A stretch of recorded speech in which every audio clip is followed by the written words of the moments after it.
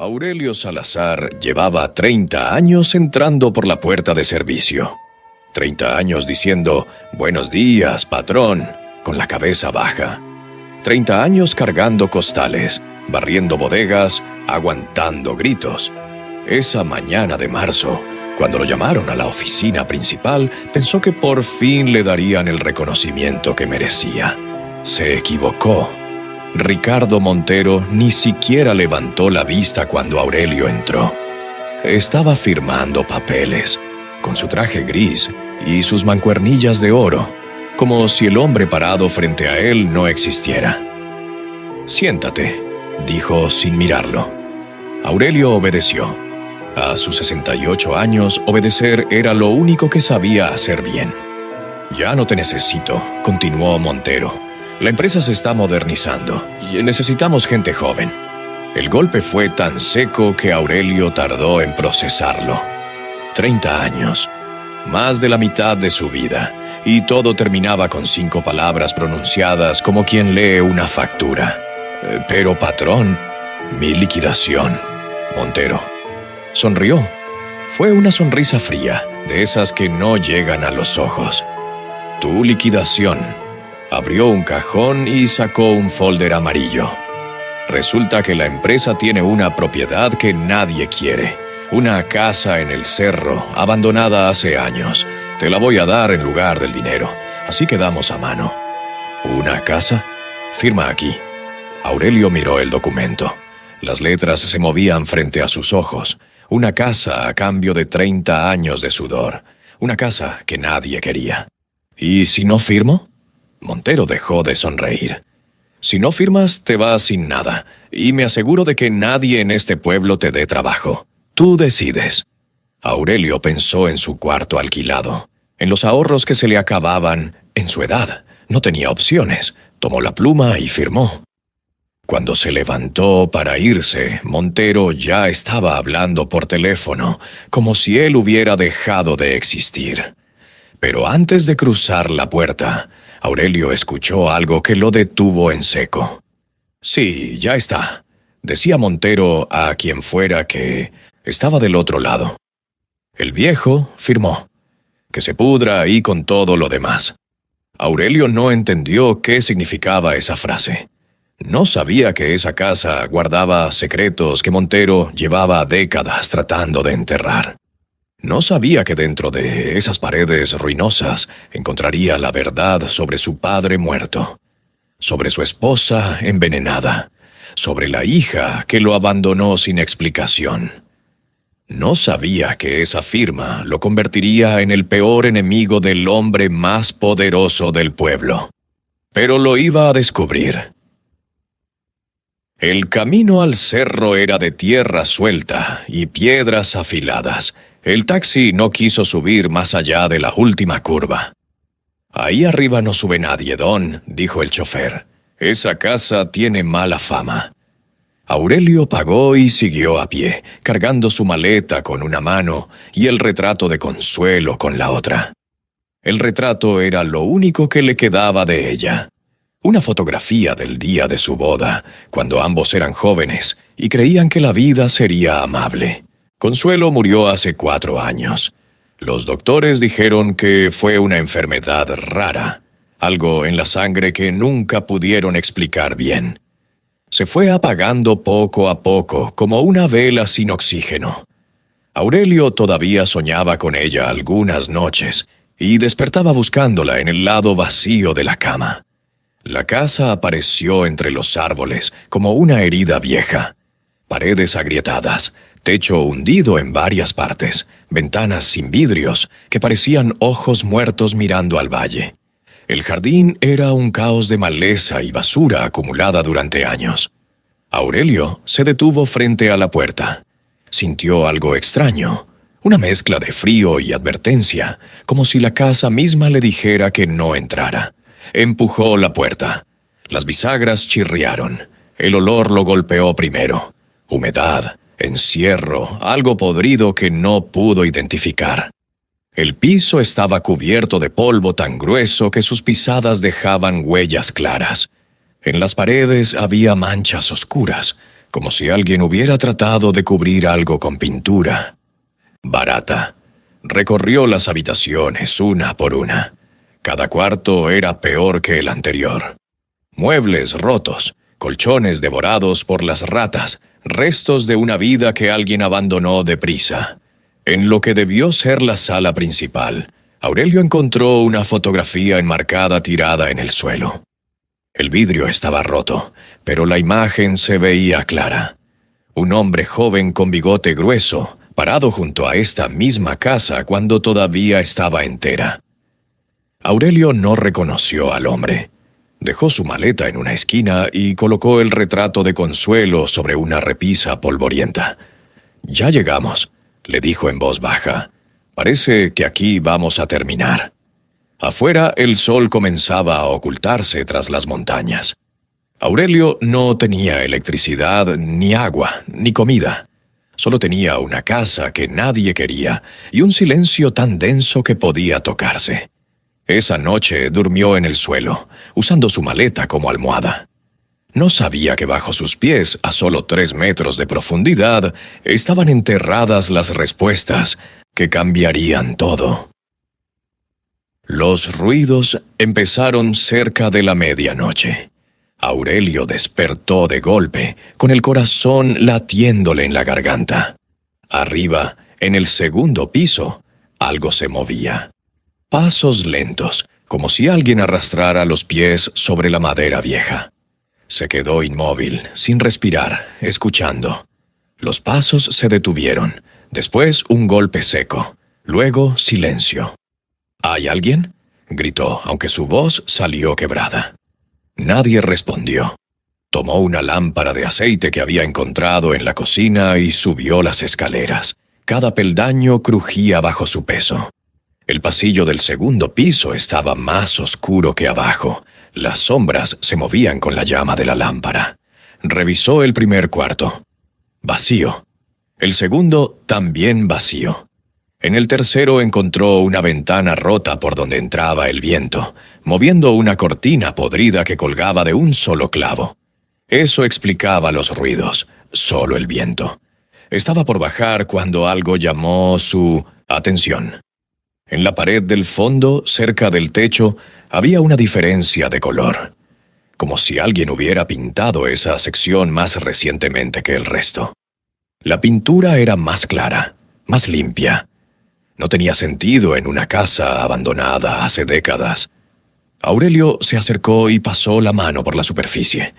Bajo sus dedos sintió algo irregular, como si debajo de la pintura hubiera grietas, o tal vez algo más. Golpeó suavemente con los nudillos. El sonido fue hueco. Detrás de esa pared había un espacio vacío. Aurelio sintió un escalofrío que nada tenía que ver con el frío de la noche. Pensó en las palabras de Montero. Que se pudra ahí con todo lo demás. Que era todo lo demás. Buscó algo con que raspar y encontró un clavo oxidado en el piso. Empezó a trabajar en la pintura, arrancando capas que caían como piel muerta. Debajo apareció madera. Y debajo de la madera, los bordes de lo que claramente era una puerta sellada. Alguien había tapado esa puerta a propósito. El corazón de Aurelio latía tan fuerte que podía sentirlo en las sienes. Sabía que debía esperar hasta mañana, buscar herramientas, actuar con calma. Pero la curiosidad era más fuerte que el miedo. ¿Qué había detrás de esa puerta? ¿Y por qué alguien se había tomado tantas molestias para esconderlo? Antes de continuar con nuestra historia, me gustaría dejar un saludo muy especial a nuestros seguidores en Estados Unidos, en México, en Colombia, en Perú, España, Italia, Venezuela, Uruguay, Paraguay, República Dominicana, Puerto Rico, El Salvador, Ecuador, Bolivia, Chile, Argentina, Costa Rica, Cuba, Canadá, Francia, Panamá, Australia, Guatemala, Nicaragua y Honduras. ¿Desde qué parte del mundo nos escuchas? Comenta para saludarte. Bendiciones para todos. Continuando con la historia. Aurelio pasó toda la mañana siguiente arrancando la madera que cubría la puerta oculta. Usó un martillo oxidado que encontró en lo que quedaba del cobertizo y un cincel improvisado con un pedazo de hierro. El trabajo era agotador. Cada golpe le sacudía los huesos, le recordaba que ya no tenía 20 años, ni 40, ni siquiera 50. Pero no podía detenerse. Algo lo empujaba a seguir, una urgencia que no podía explicar. A media tarde, la puerta quedó expuesta. Era de madera gruesa, reforzada con metal, como si quien la hubiera puesto quisiera asegurarse de que nadie pudiera abrirla desde adentro. O desde afuera. Aurelio tomó aire y giró la manija. Estaba trabada. Usó el martillo para forzarla hasta que la cerradura cedió con un crujido. La puerta se abrió hacia una oscuridad total. El olor que salió era viejo, estancado, como de tumba abierta. Aurelio acercó la lámpara y vio escalones de madera que bajaban hacia la negrura. Dudó un momento. Todo en su cuerpo le decía que no bajara, que llamara a alguien, que saliera de esa casa y no volviera nunca. Pero entonces pensó en la sonrisa fría de Montero, en esa frase misteriosa, y supo que no podía vivir sin saber. Bajó despacio, probando cada escalón antes de poner todo su peso. La escalera crujía, pero aguantaba. Contó 15 peldaños hasta que sus pies tocaron tierra. No era un sótano común. Era una habitación excavada bajo la casa, con paredes de piedra y un techo bajo que le rozaba la cabeza. En el centro había un montículo de tierra, como si alguien hubiera cavado y después rellenado a prisa. Aurelio caminó hacia el montículo. Con cada paso, la sensación de que estaba profanando algo crecía en su pecho. Se arrodilló junto a la tierra removida. Olía diferente al resto del sótano. Olía a algo que llevaba mucho tiempo enterrado. Empezó a cavar con las manos. No había avanzado ni 30 centímetros cuando sus dedos tocaron algo duro. Metal. Una caja. Aurelio la desenterró con cuidado, limpiando la tierra con las manos temblorosas. Era una caja de metal del tamaño de un portafolios, sellada con 2 candados oxidados. La levantó y sintió el peso de lo que había dentro. Papeles, seguramente. Muchos papeles. ¿Qué había enterrado alguien aquí abajo, tan profundo, tan oculto? ¿Y por qué Montero le había dado precisamente esta casa, después de 30 años? Aurelio subió la caja al primer piso y la colocó sobre una mesa coja que encontró en la cocina. Los candados estaban tan oxidados que se dieron con 3 golpes de martillo. Abrió la tapa y el olor a papel viejo inundó la habitación. Adentro había cientos de documentos, contratos con firmas borrosas, escrituras de tierra con sellos oficiales, fotografías en blanco y negro, recibos de pagos, cartas en sobres amarillentos. Todo revuelto, como si alguien lo hubiera metido a prisa. Aurelio empezó a revisar los papeles uno por uno. La mayoría no significaban nada para él. Nombres que no conocía, lugares que no ubicaba, fechas de antes de que naciera. Pero entonces encontró un sobre diferente a los demás. Era más blanco, mejor conservado, y tenía algo escrito en el frente con letra temblorosa. Para mi hijo Aurelio, cuando sea tiempo. Aurelio sintió que el suelo se movía bajo sus pies. Esa era la letra de su padre. La reconocía porque su madre guardaba una única carta de él. Una carta de amor que Aurelio había leído 1000 veces de niño, tratando de conocer al hombre que nunca conoció. Esteban Salazar murió cuando Aurelio tenía 3 años. Un accidente en el camino, le dijeron siempre. Un camión que se salió del camino. Mala suerte. Con manos que no podía controlar, Aurelio abrió el sobre. La carta estaba fechada en marzo de 1961, 2 semanas antes de la muerte de su padre. Hijo mío, si estás leyendo esto, significa que me mataron. No fue un accidente. Hernán Montero quiere mis tierras. 200 hectáreas en el valle, las mejores de la región. Me ofreció comprármelas por nada, y le dije que no. Desde entonces me siguen sus hombres. Me amenazaron. Sé que no voy a sobrevivir. Guardé aquí todas las pruebas, contratos falsos que Montero usó para robar a otros. Testimonios de peones que vieron cosas. Recibos de pagos a jueces y policías. Todo lo que necesitas para destruirlo. Esta casa era de tu abuela materna. Los Montero no saben que existe. Por eso escondí todo aquí. Perdóname por no estar contigo. Cuida a tu madre, tu padre, Esteban Salazar. Aurelio tuvo que leer la carta 3 veces antes de entender lo que significaba. Su padre no murió en un accidente. Su padre fue asesinado por el padre de Ricardo Montero. Y él, Aurelio, había pasado 30 años trabajando para el hijo del hombre que mató a su padre. Aurelio no durmió esa noche, ni la siguiente. Se sentó junto a la caja de documentos y leyó cada papel, cada carta, cada recibo, con los ojos ardiendo y las manos temblando de rabia. La historia que emergía era más oscura de lo que había imaginado. Su padre, Esteban Salazar, había sido un campesino próspero, trabajador, honesto, dueño de tierras que su familia tenía desde hacía generaciones. Tierras fértiles junto al río, perfectas para el cultivo de maíz y frijol. Tierras que Hernán Montero, el padre de Ricardo, necesitaba para expandir su imperio agrícola. Los documentos contaban el resto. Primero vinieron las ofertas. Montero envió intermediarios con dinero, prometiendo un buen precio.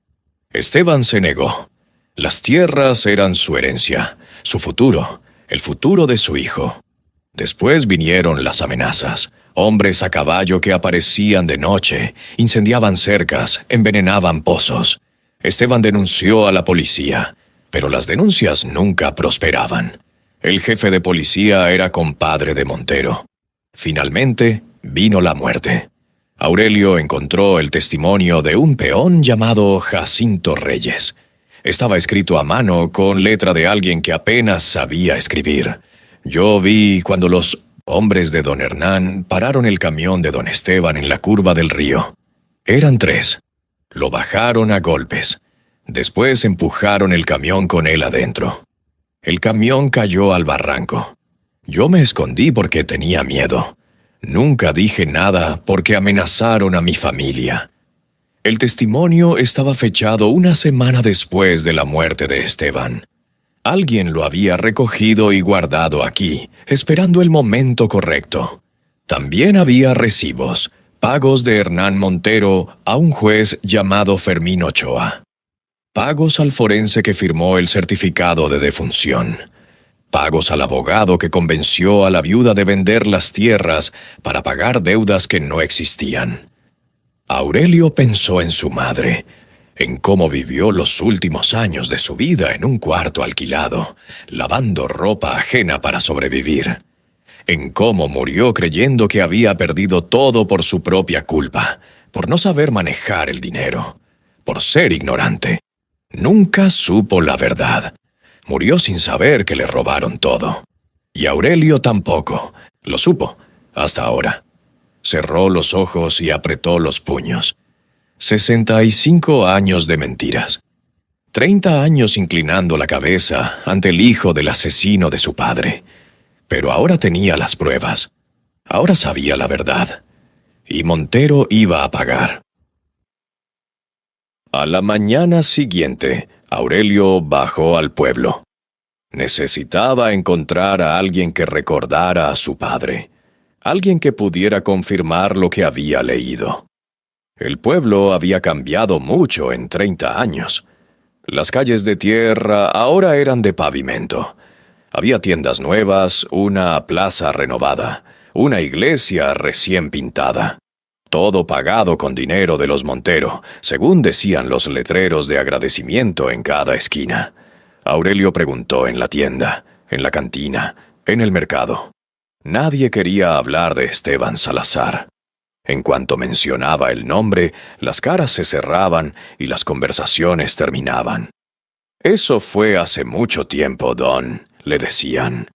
¿Para qué remover lo que ya está enterrado?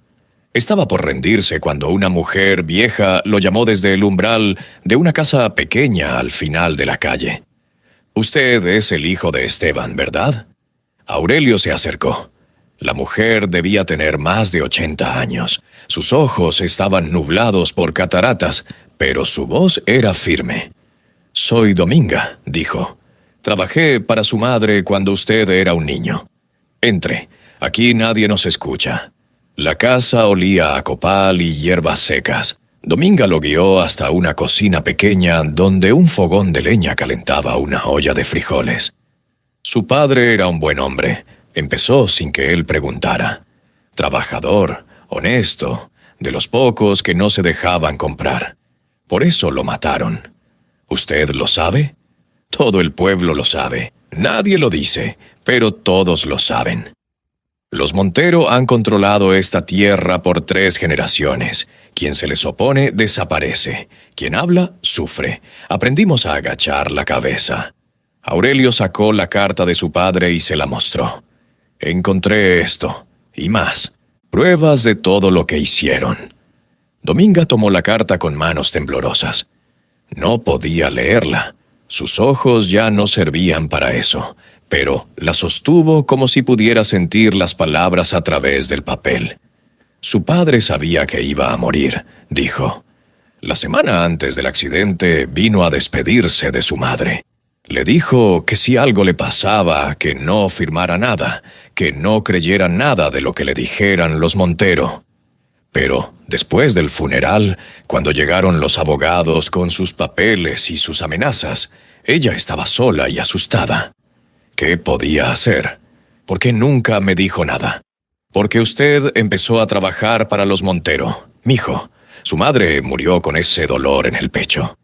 Ver a su hijo sirviéndole al hombre que mató a su padre. Aurelio sintió como si le hubieran clavado un cuchillo en el estómago. Aurelio volvió a la casa del cerro con la cabeza llena de fantasmas. Las palabras de Dominga le daban vueltas sin descanso. Y su madre había muerto sabiendo la verdad. Había visto a su hijo servir al enemigo durante décadas y no pudo decir nada. ¿Por qué no le habló? ¿Por qué se llevó ese secreto a la tumba? Tal vez por miedo, o tal vez por vergüenza. O quizás pensó que la ignorancia protegería a su hijo de los Montero. Aurelio entendía ahora tantas cosas que antes no tenían sentido. Las miradas tristes de su madre cada vez que él mencionaba al patrón. Su negativa a aceptar los regalos que Montero enviaba en Navidad. La forma en que se santiguaba cuando pasaban frente a la hacienda. Ella sabía. Siempre supo. Y Aurelio había sido demasiado ciego para ver. Se sentó en el piso del sótano, junto al agujero donde encontró la caja. La lámpara proyectaba sombras largas en las paredes de piedra. En ese momento, Aurelio se sintió más solo que nunca en su vida. Su padre estaba muerto.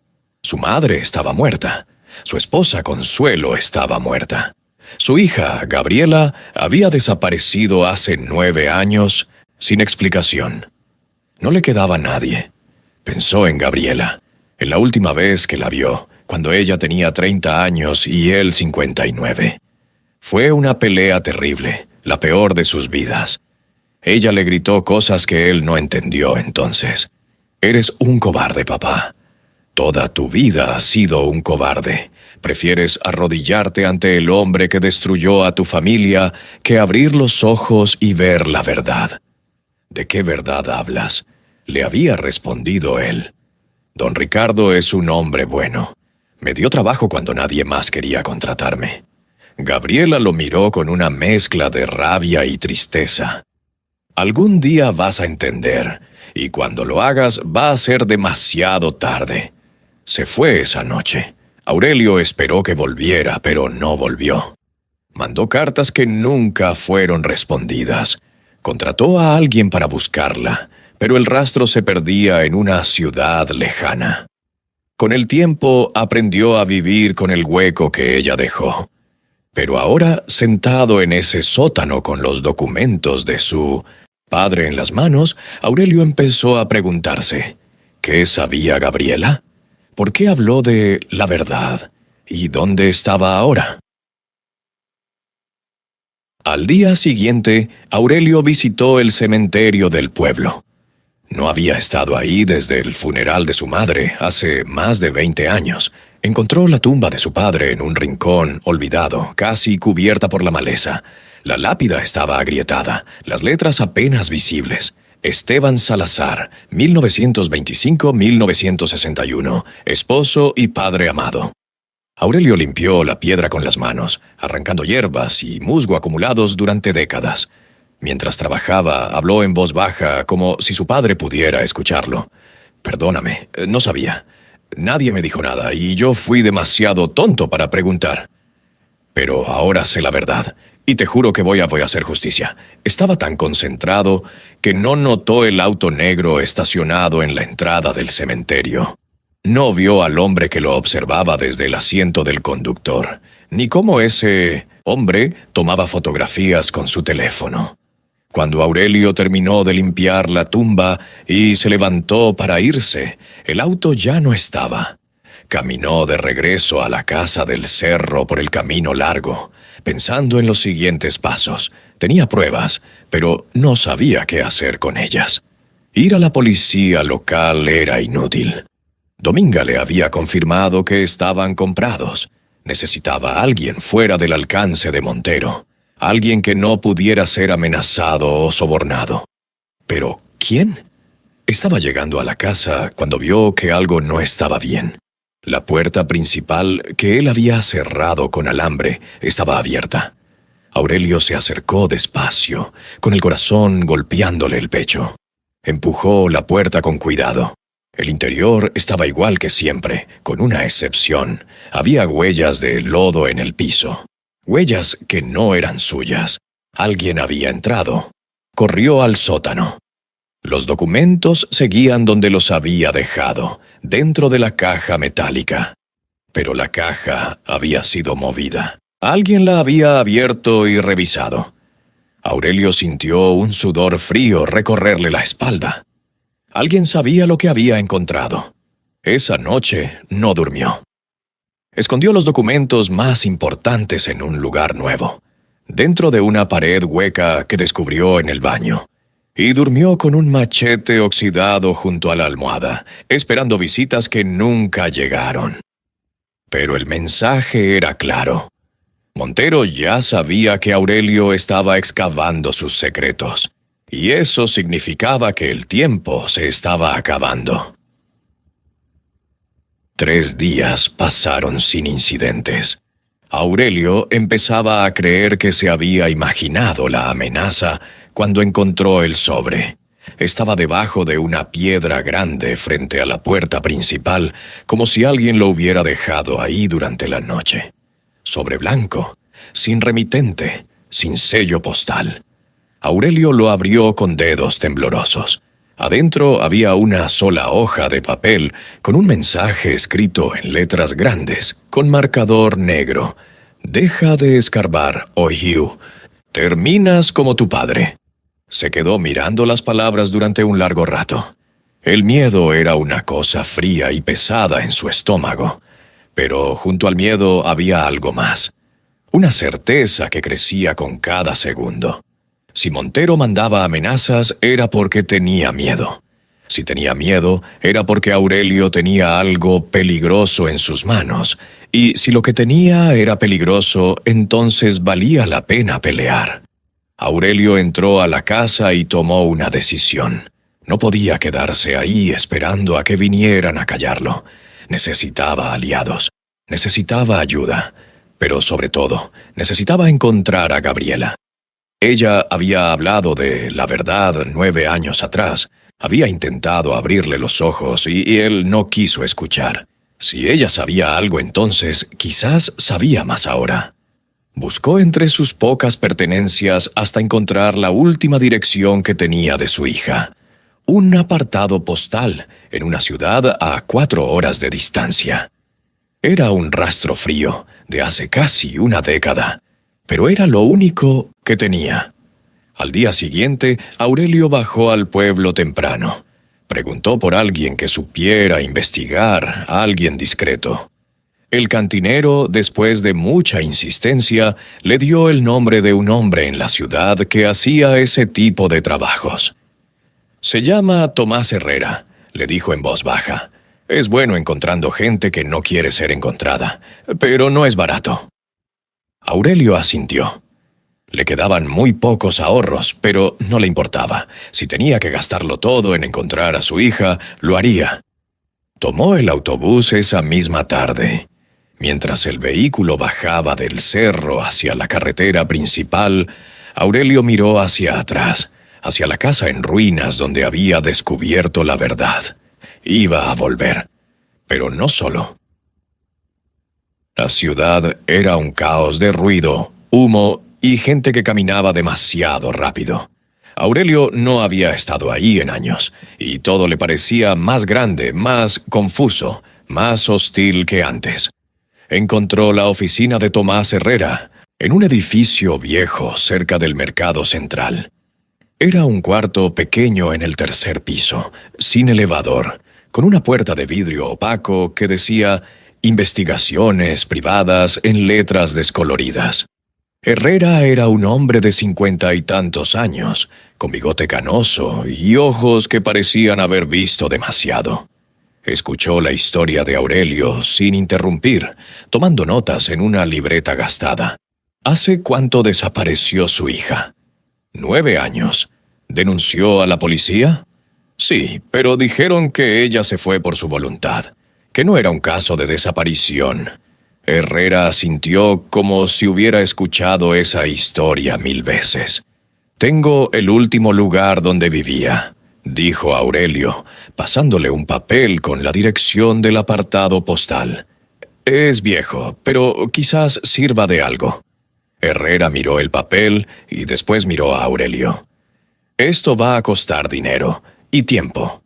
¿Está seguro de que quiere encontrarla? Es mi hija. Muchas veces, cuando alguien desaparece por tanto tiempo, es porque no quiere ser encontrado. ¿Está preparado para lo que pueda descubrir?» Aurelio pensó en la carta amenazante, en los documentos del sótano, en todo lo que todavía no entendía. «Necesito encontrarla.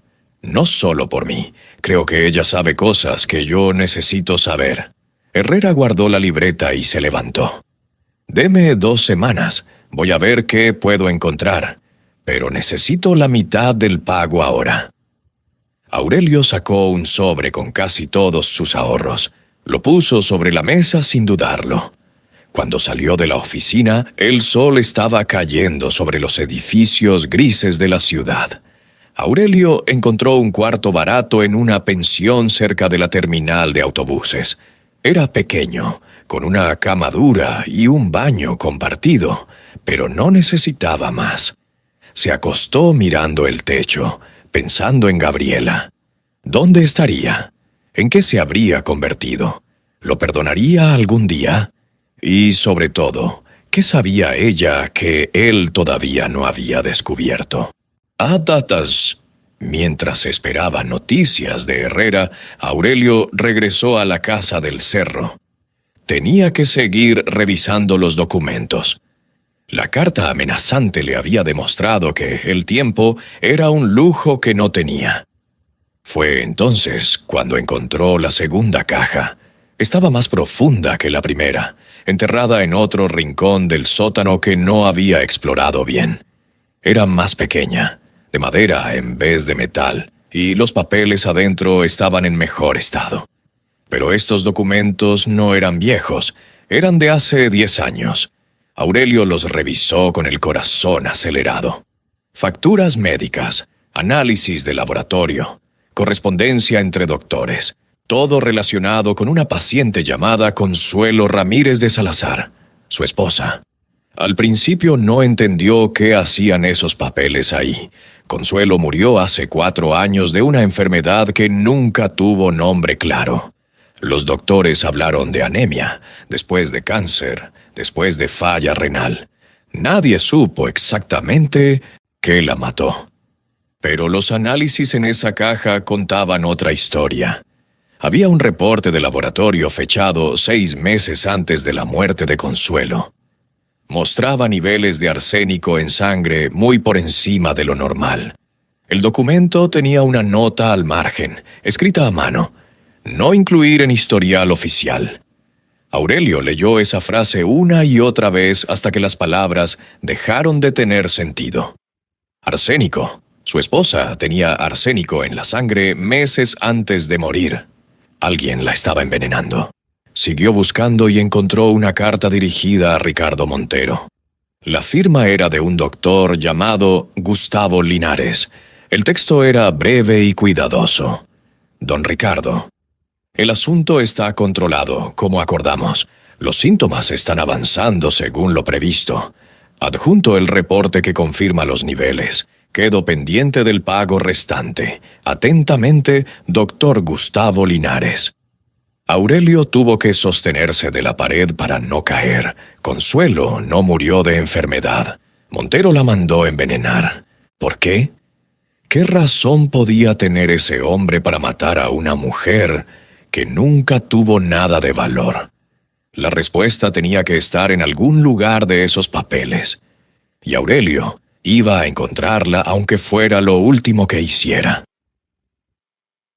Y Aurelio pasó 3 días sin comer, sin dormir más que unas horas, revisando cada documento de la segunda caja. El hambre y el cansancio eran nada comparado con la furia que le quemaba por dentro. La historia se fue armando pieza por pieza, como un rompecabezas hecho de crueldad. Consuelo había heredado un terreno, un pedazo de tierra junto al río que le dejó una tía lejana que vivía en otro estado.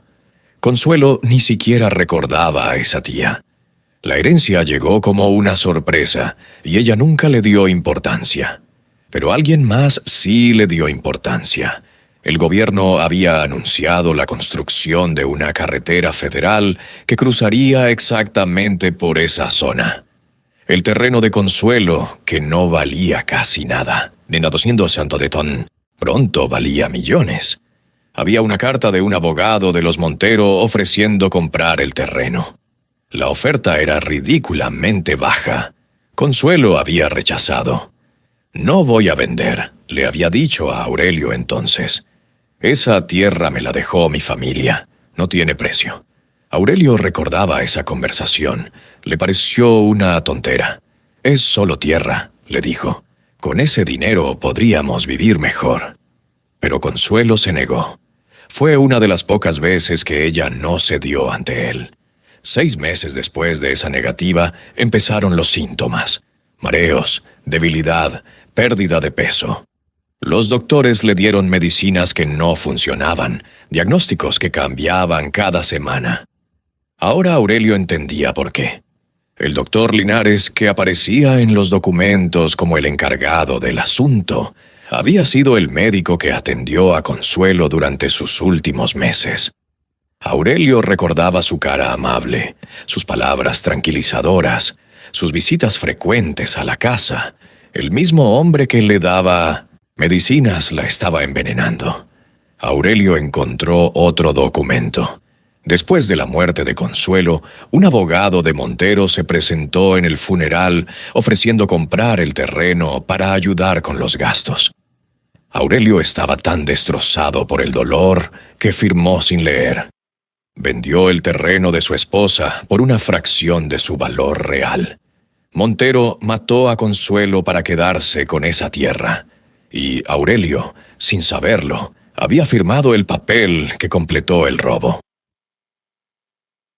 Esa noche, Aurelio se sentó frente al retrato de Consuelo y le pidió perdón. «No lo sabía», le dijo con la voz rota. «Te juro que no lo sabía.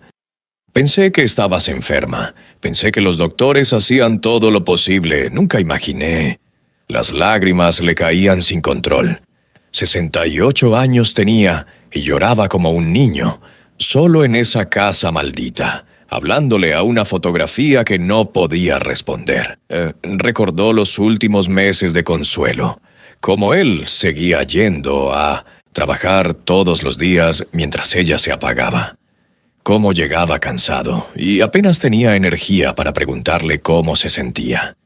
Cómo ella le sonreía para no preocuparlo, aunque cada día estaba más flaca, más pálida, más cerca de la muerte. Y Montero. Ese hombre enviaba canastas de comida a la casa por los años de servicio.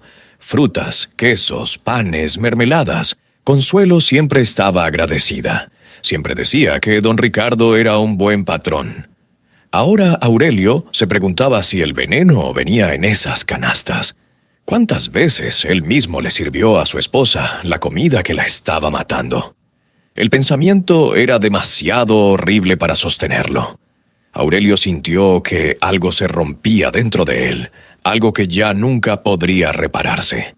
Pero en medio de ese dolor apareció otra cosa: claridad.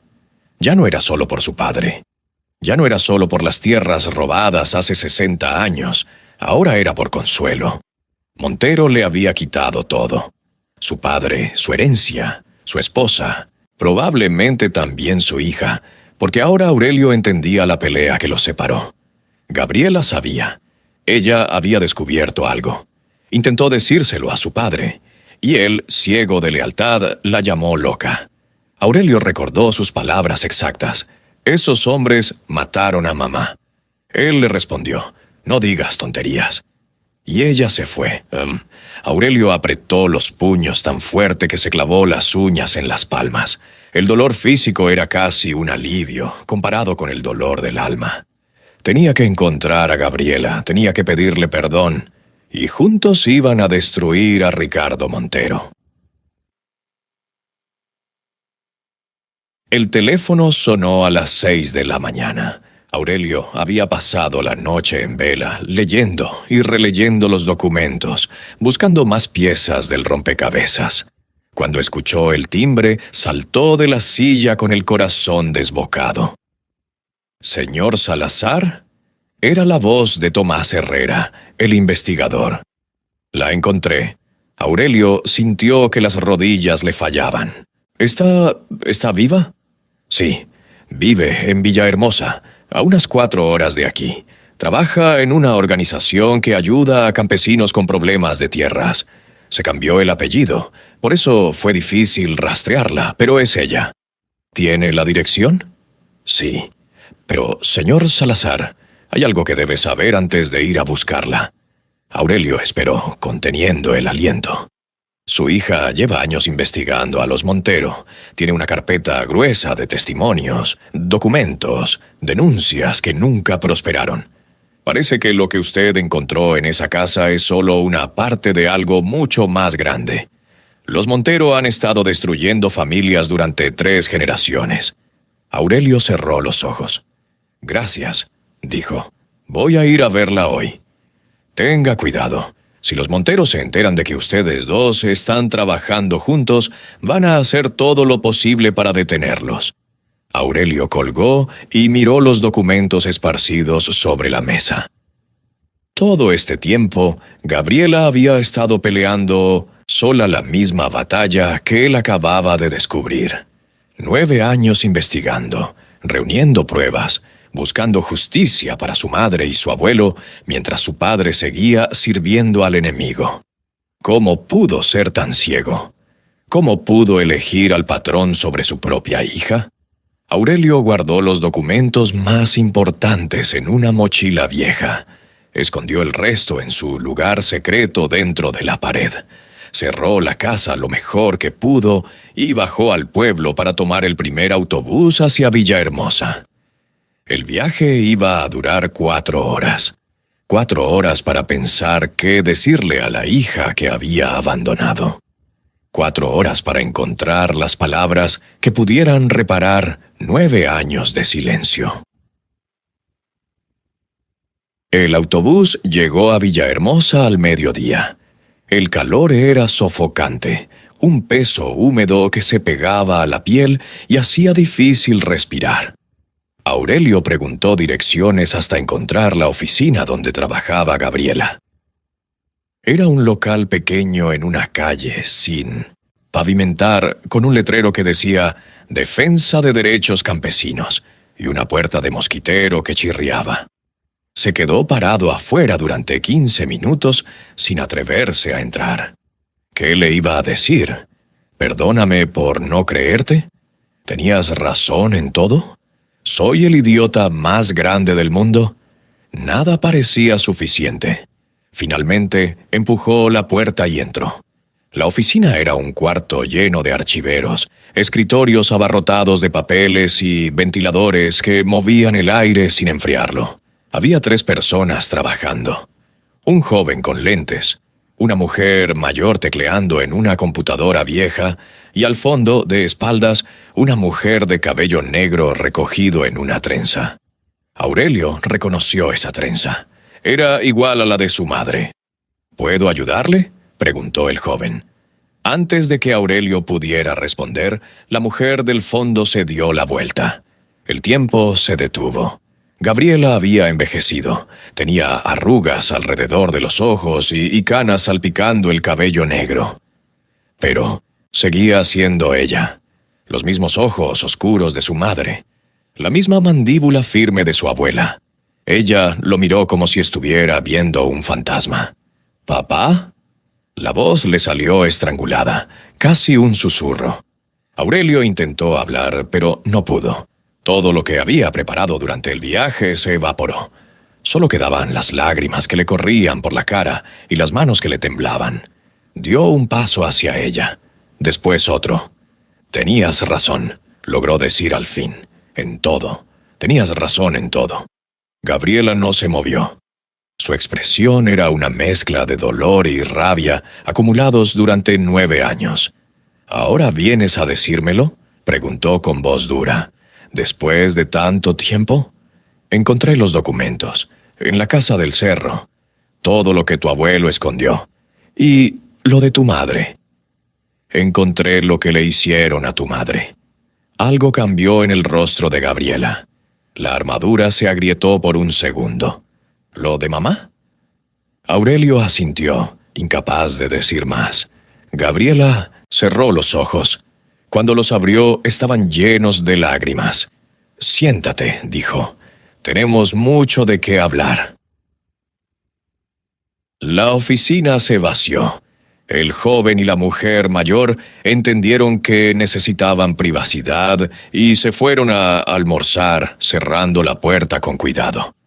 Aurelio y Gabriela se sentaron uno frente al otro, separados por un escritorio lleno de papeles. El ventilador zumbaba sobre sus cabezas. «¿Por dónde quieres empezar?», preguntó ella. «Por el principio. Necesito saber todo lo que tú sabías, todo lo que intentaste decirme». Gabriela respiró hondo. «Mamá empezó a sentirse mal 1 año antes de morir. Los doctores no encontraban nada. Yo estaba terminando la universidad, estudiaba Derecho, y algo no me cuadraba. Los síntomas de mamá parecían envenenamiento, no enfermedad». «¿Cómo supiste?» «Un profesor mío era especialista en toxicología.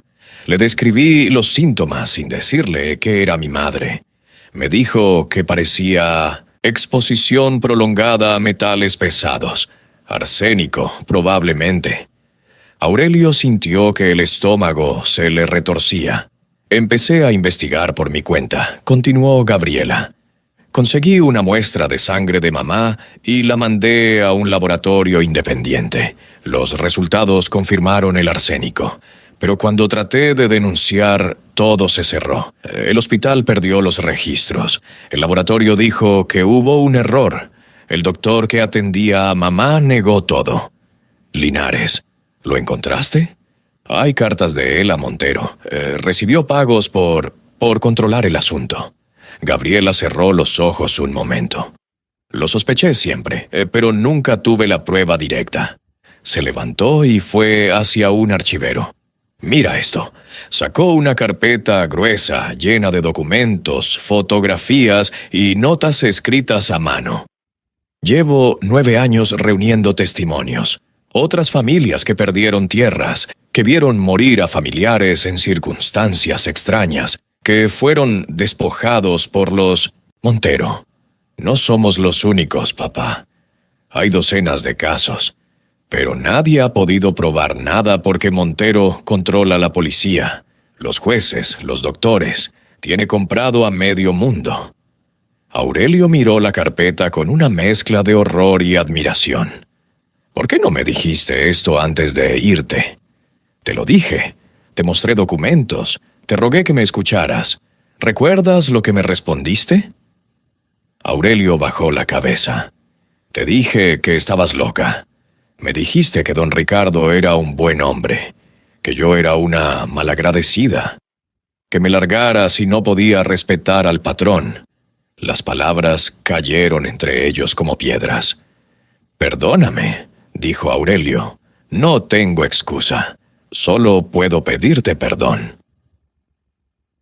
Gabriela no respondió enseguida. Se quedó mirando por la ventana, hacia la calle polvorienta donde los niños jugaban sin saber nada de venganzas ni injusticias. «¿Sabes lo más difícil?», dijo al fin sin voltear. «No fue irme, no fue esconderme durante 9 años. Lo más difícil fue saber que mi padre prefería creerle a un asesino que a su propia hija». Aurelio quiso responder, pero ella levantó la mano. «Déjame terminar. Cuando mamá murió, yo sabía que la habían matado. Tenía pruebas, aunque incompletas. Quería que tú me ayudaras a buscar justicia, pero tú firmaste los papeles que Montero te puso enfrente. Vendiste el terreno de mamá sin siquiera preguntar, y cuando intenté explicarte, me echaste de la casa. No te eché. Me dijiste que si no podía dejar de decir locuras, mejor me fuera. ¿Qué se supone que debía hacer? El silencio era una cosa viva entre ellos, llena de años de dolor. Me fui, continuó Gabriela, porque no soportaba verte cada mañana yendo a trabajar para el hombre que mató a tu esposa. Cada vez que decías, don Ricardo esto, o don Ricardo aquello, sentía que traicionabas a mamá. A tu propio padre, aunque tú no lo sabías entonces. Ahora lo sé. Sí, ahora lo sabes. Gabriela volteó a mirarlo. Sus ojos estaban secos. Ya había llorado todas las lágrimas que tenía hace mucho tiempo. ¿Qué encontraste exactamente en esa casa? Aurelio abrió su mochila y sacó los documentos. Los puso sobre el escritorio, uno por uno. La carta de Esteban, los testimonios de los peones, los recibos de sobornos, los análisis de Consuelo, las cartas del doctor Linares. Gabriela los revisó en silencio, pasando las páginas con dedos expertos. Su expresión no cambiaba, pero Aurelio notó que respiraba más rápido. «Esto es todo», dijo al fin. «Esto es la prueba que me faltaba. Con esto podemos destruirlo». «¿Cómo?» «Hay un fiscal federal en la capital, honesto, incorruptible. Llevo años tratando de armar un caso lo suficientemente sólido para él. Pero sin pruebas físicas, solo tenía testimonios. Ahora tenemos documentos firmados, análisis de laboratorio, cartas que implican directamente a Montero». Se levantó con una energía que Aurelio no había visto en ella desde que era una niña. «Vamos a hundirlo, papá. Vamos a hundirlo hasta que no quede nada». Pasaron 13 días organizando todo. Gabriela tenía un sistema meticuloso. Cada documento tenía su lugar. Cada testimonio estaba fechado y clasificado. Cada pieza de evidencia encajaba con las demás. «Los Montero llevan 3 generaciones haciendo esto», explicó mientras trabajaban. Hernán, el abuelo, empezó comprando jueces y matando campesinos que no querían vender. Ricardo perfeccionó el método. Ahora usa doctores, abogados, contadores. Todo más limpio, más difícil de rastrear. Pero el patrón es el mismo. Si no vendes, desapareces. ¿Cuántas familias? Que yo sepa, al menos 15, pero probablemente son más. Muchos tienen miedo de hablar. Aurelio pensó en Dominga, la anciana que le contó sobre su padre, en todos los rostros cerrados del pueblo, en el miedo que se respiraba cada vez que alguien mencionaba el nombre de Montero. «¿Qué pasó con el doctor Linares?», preguntó. «Murió hace 3 años. Accidente de auto en una curva peligrosa». «¿Accidente?». Gabriela lo miró con una sonrisa amarga. Montero limpia sus rastros. Linares sabía demasiado. Probablemente pidió más dinero o amenazó con hablar. Ya sabes cómo terminan esas conversaciones». Aurelio sintió un escalofrío. ¿Cuántos accidentes más habría en el historial de los Montero? El 4.º día, Gabriela hizo una llamada. «Fiscal Ramírez, soy Gabriela Salazar. Tengo lo que necesita. Es urgente que nos reunamos». La reunión se fijó para la semana siguiente, en la capital. Tiempo suficiente para hacer copias de todos los documentos, guardarlas en lugares seguros, preparar la presentación. Esa noche, Aurelio llamó a su vecino en el cerro para preguntar por la casa. «Don Aurelio», dijo el hombre con voz nerviosa. «Qué bueno que llama. Anoche hubo un incendio». «¿Qué?». «Su casa se quemó. Llegaron los bomberos, pero cuando llegaron ya no había mucho que hacer». «Lo siento mucho». Aurelio cortó la llamada y miró a Gabriela. «Quemaron la casa», dijo. Ella no pareció sorprendida. «Entonces, saben que encontraste algo, y probablemente saben que estás conmigo. ¿Qué hacemos?». Gabriela tomó su teléfono y empezó a marcar. «Apuramos todo. Ya no tenemos tiempo que perder». Al día siguiente, Aurelio volvió al cerro para ver los daños. El viaje fue largo y silencioso. Gabriela quiso acompañarlo, pero él insistió en ir solo. Necesitaba ver con sus propios ojos lo que habían hecho. La casa era un esqueleto negro contra el cielo gris. Las paredes que quedaban en pie estaban cubiertas de hollín. El techo había colapsado completamente. El olor a humo y a destrucción flotaba en el aire como un fantasma. Aurelio caminó entre los escombros, buscando algo que pudiera salvarse. El retrato de Consuelo estaba destruido, sus pocas pertenencias reducidas a cenizas. La mesa donde había leído los documentos de su padre ya no existía. Pero entonces recordó. Los documentos más importantes no estaban en la mesa. Los había escondido en la pared del baño, detrás de unos azulejos sueltos. Corrió hacia esa sección de la casa. El baño estaba parcialmente destruido, pero la pared donde escondió los papeles seguía en pie. Con las manos temblando, arrancó los azulejos chamuscados.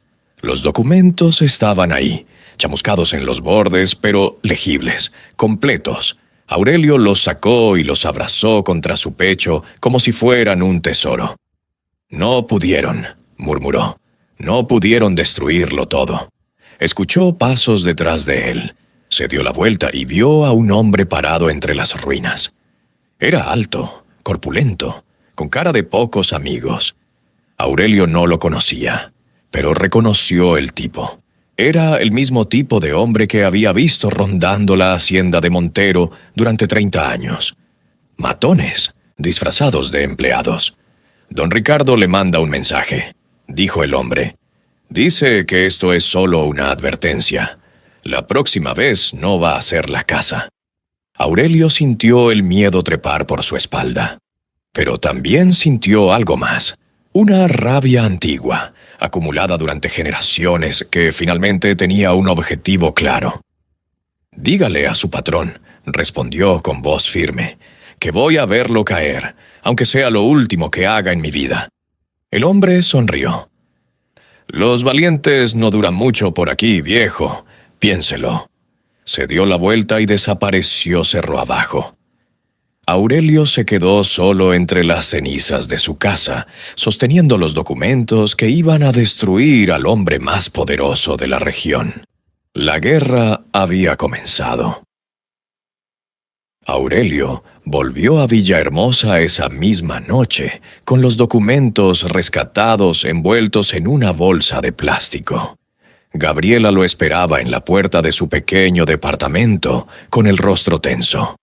¿Estás bien? Me tenías preocupada. Quemaron todo, pero encontré los papeles. Gabriela lo hizo pasar y cerró la puerta con doble llave. El departamento era pequeño. Una sala que servía también de comedor, una cocina diminuta, un baño y una recámara. Las paredes estaban cubiertas de mapas, recortes de periódico y fotografías conectadas con hilos rojos, como en las películas de detectives. «Mandaron a alguien a amenazarme», dijo Aurelio mientras se sentaba. «Un tipo grande. Dijo que la próxima vez no sería la casa». Gabriela no pareció sorprendida. Era cuestión de tiempo. Montero sabe que estamos juntando las piezas. ¿Cómo lo sabe? Tiene ojos en todas partes. Probablemente alguien te vio llegar aquí. O el investigador que contrataste habló de más. No importa cómo. Lo que importa es que ya no podemos dar marcha atrás. Aurelio miró los mapas en la pared. Había nombres, fechas, líneas que conectaban personas y lugares. ¿Qué es todo esto? Mi investigación de 9 años. Cada familia afectada, cada muerte sospechosa, cada juez comprado. Los Montero dejaron un rastro de destrucción tan largo que podrías caminar sobre él desde aquí hasta la capital. Señaló un punto en el mapa, cerca del pueblo donde Aurelio había vivido toda su vida. Aquí empezó todo. Tu padre fue uno de los primeros, pero no fue el último. Aurelio se acercó al mapa. Había docenas de nombres escritos en tarjetas pequeñas, cada uno conectado con hilos a la hacienda de los Montero. Todas estas personas, muertas, despojadas o desaparecidas, algunas las mataron directamente, como a tu padre. A otras las envenenaron lentamente, como a mamá. A otras simplemente las asustaron hasta que firmaron lo que Montero quería. Aurelio encontró el nombre de Consuelo en una tarjeta amarilla. Junto a él, el nombre de Esteban. Su familia, reducida a 2 tarjetas en un mapa de víctimas. «Vamos a acabar con esto», dijo. «Sí», respondió Gabriela. «Pero primero necesitamos sobrevivir lo suficiente para lograrlo». Los días siguientes fueron de trabajo intenso. Gabriela y Aurelio organizaron toda la evidencia en un expediente coherente, dividido por familias afectadas y tipos de crímenes. El expediente era devastador. Había testimonios de viudas que vieron cómo mataban a sus esposos, registros de tierras que cambiaron de manos días después de muertes convenientes, análisis médicos que mostraban envenenamiento en al menos 5 casos confirmados, recibos de pagos a jueces, policías y doctores, contratos falsificados con firmas forzadas. «El fiscal Ramírez nos espera el viernes», dijo Gabriela mientras revisaba los últimos documentos. «Tenemos que estar listos». «¿Confías en él?» «Es el único en quien puedo confiar. Lleva años persiguiendo a Montero, pero nunca tuvo suficientes pruebas. Cuando vea esto, va a actuar». Aurelio asintió, pero algo lo inquietaba. ¿Y si Montero tiene gente dentro de la fiscalía? La tiene. Por eso vamos a entregar copias a 3 lugares diferentes. El fiscal, un periodista de la capital que ha investigado corrupción durante 20 años, y una organización internacional de derechos humanos. Si algo nos pasa, la información sale igual. Era un plan sólido. Pero Aurelio había aprendido que los planes sólidos podían derrumbarse cuando el enemigo tenía suficiente dinero y suficiente maldad. Esa noche alguien tocó la puerta del departamento. Gabriela y Aurelio se miraron. Ella tomó un bat de béisbol que guardaba detrás de la puerta. Él se colocó a un lado, listo para lo que fuera. «¿Quién es?», preguntó Gabriela. «Me llamo Fermín Aguilar», dijo una voz temblorosa del otro lado. Trabajé para los Montero durante 15 años. Sé que están reuniendo pruebas. Tengo información que les interesa. Gabriela miró a su padre. Aurelio asintió. Abrió la puerta. Usasa Diaich y Fermín Aguilar era un hombre pequeño, de unos 60 años, con el pelo ralo y los ojos hundidos de quien no ha dormido bien en mucho tiempo. Entró al departamento mirando hacia atrás, como si esperara que alguien lo siguiera. «¿Cómo nos encontró?», preguntó Gabriela sin bajar el bat. «Llevo meses siguiendo su trabajo, señorita. Sé lo que está haciendo, y sé que ustedes son los únicos que pueden detener a Montero. ¿Por qué quiere ayudarnos?». Fermín se sentó en una silla sin que nadie lo invitara. Parecía a punto de derrumbarse. «Porque ya no puedo vivir con lo que sé. Fui contador de los Montero durante 15 años. Vi todo. Los pagos a los doctores, los sobornos a los jueces, las transferencias a cuentas fantasma. Llevé los libros donde se registraba cada peso que gastaron para destruir familias». Aurelio sintió que el estómago se le revolvía. ¿Por qué nunca dijo nada? Porque tenía miedo. Montero me pagaba bien y me amenazaba mejor. Me dijo que si hablaba, mi familia iba a pagar las consecuencias. Tengo una esposa, 2 hijas. ¿Qué se supone que hiciera? Entonces, ¿por qué ahora? Fermín sacó un pañuelo y se limpió el sudor de la frente. Hace 6 meses me despidieron. Dijeron que ya no me necesitaban, que la empresa se estaba modernizando. Me dieron una pensión miserable y me mandaron a mi casa.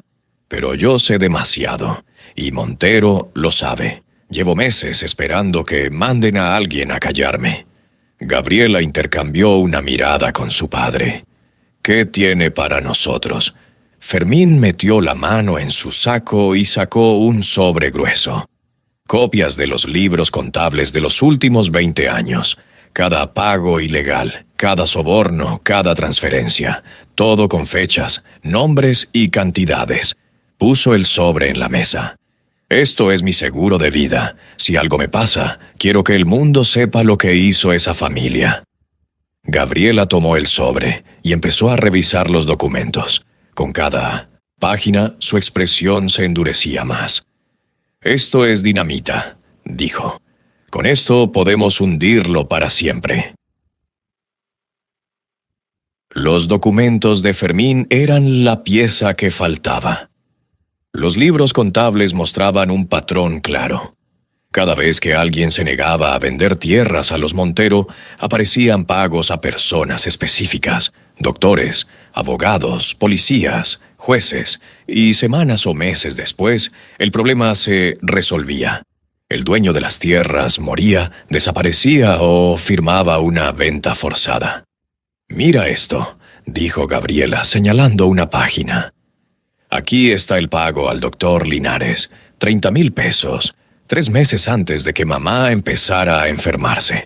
Aurelio miró los números y sintió que la sangre le hervía. «Y aquí», continuó Gabriela, «hay un pago a un juez llamado Fermín Ochoa, una semana después de la muerte de tu padre, 20,000 pesos, el mismo juez que declaró el caso como accidente». Fermín, que seguía sentado en una esquina, asintió con la cabeza. «Ochoa estuvo en la nómina de los Montero durante 30 años. Se jubiló hace 5, pero los pagos siguieron hasta que murió». «¿Cuántas familias?», preguntó Aurelio. «En total, ¿cuántas familias destruyeron?». Fermín se frotó las manos, nervioso. «En los libros que yo llevaba, hay registros de pagos relacionados con al menos 20 casos, pero eso es solo lo que yo vi. Antes de mí hubo otros contadores, y después de mí habrá otros. Los Montero llevan haciendo esto desde que Hernán empezó el negocio hace 60 años, 20 casos documentados. Probablemente muchos más sin documentar. Generaciones enteras de familias destruidas para que los Montero pudieran acumular más tierras, más dinero, más poder. Gabriela cerró los libros y miró a su padre. El viernes llevamos todo esto al fiscal, pero antes necesitamos hacer copias y esconderlas en lugares seguros. Si Montero se entera de lo que tenemos, va a venir por nosotros. Con todo. Ya vino por nosotros, dijo Aurelio, pensando en la casa quemada y en las amenazas. Eso fue una advertencia. Cuando vea esto, va a ser diferente. Fermín se levantó para irse. Tengan cuidado, dijo desde la puerta. Montero tiene ojos y oídos en todas partes. Si sospecha que estoy involucrado, va a matarme antes de que pueda testificar.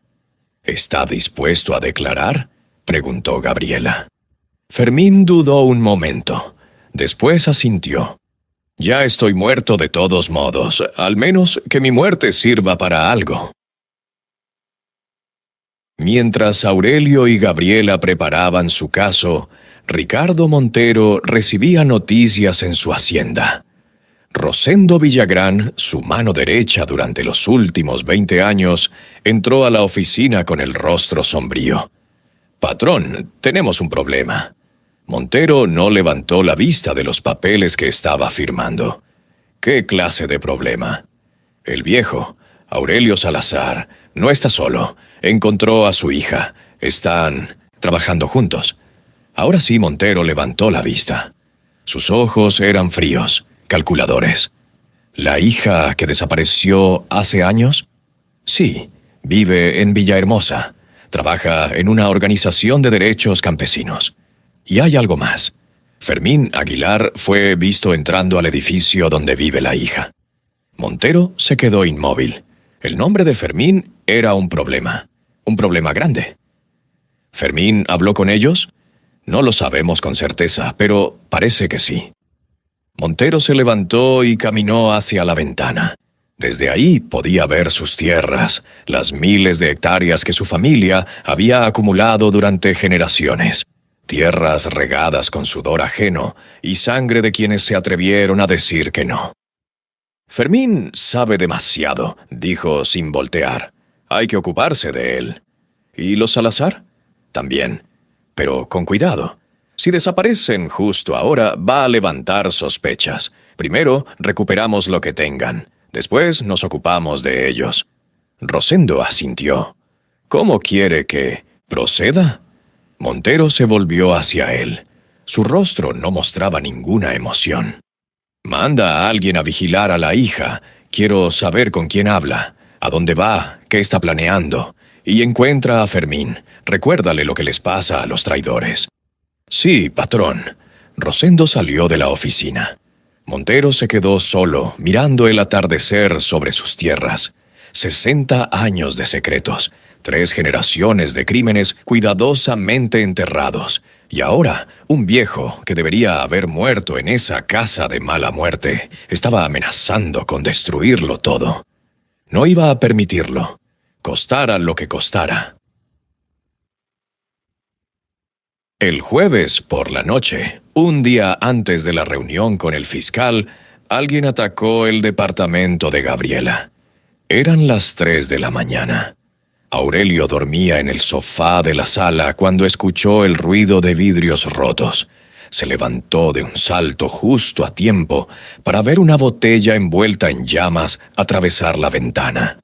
«Gabriela», gritó, mientras corría hacia la cocina por agua.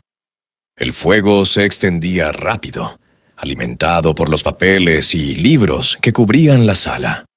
Gabriela salió de su cuarto tosiendo, con una caja de documentos bajo el brazo. «¡Las copias!», gritó. «Están en el closet».